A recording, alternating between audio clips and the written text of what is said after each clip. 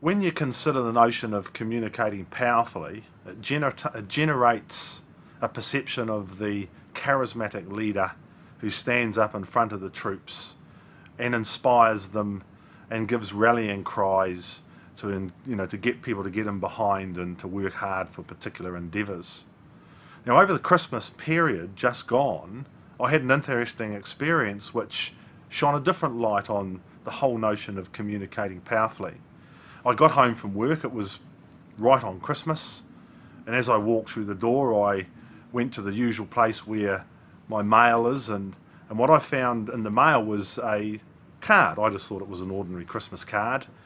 And then when I opened this card, it was a message from someone that I had had an interaction with some years ago. And I want to read you this card because it illustrates, I think, what communicating powerfully can be to individuals in a workforce. And it says, Mr. Enoka, sometimes in life you have to be thankful for all the good things and all the good people in your life. You are a good man, and I am thankful for you. At Morton, which is a high school, I was a lost kid in an adult world, and I was angry at everything and everyone. Teachers never asked how I was, and I was just another student on a behaviour card.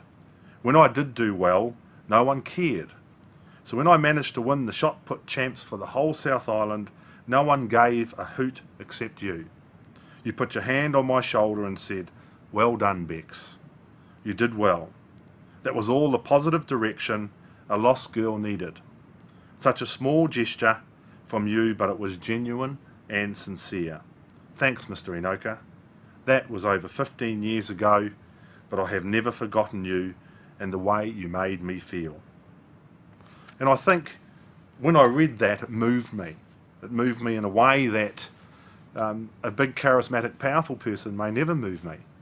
And it made me look at the whole notion of communicating positively and purposefully and powerfully to people, that sometimes it's a quiet touch, sometimes it's a connection through a gesture, and it's just connecting with an individual that makes them feel special.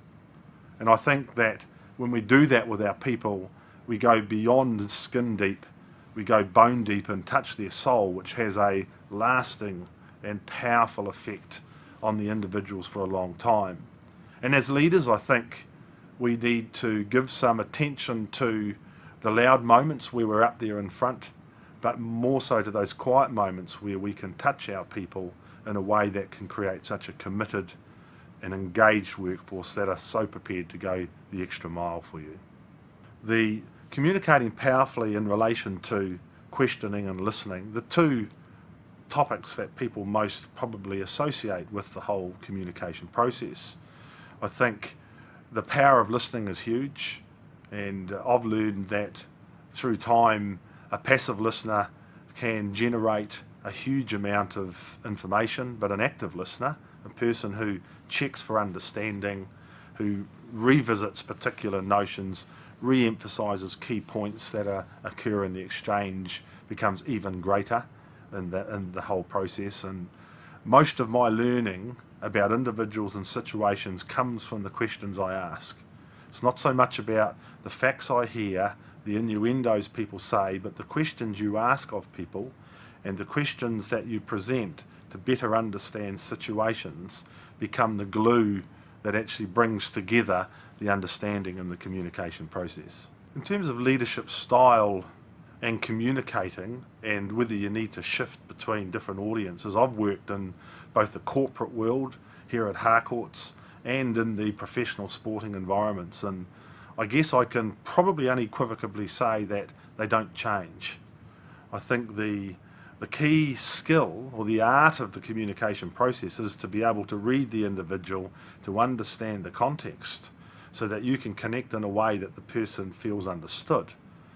Most research that you read or hear is to say that people will feel most connected to a team when they feel valued.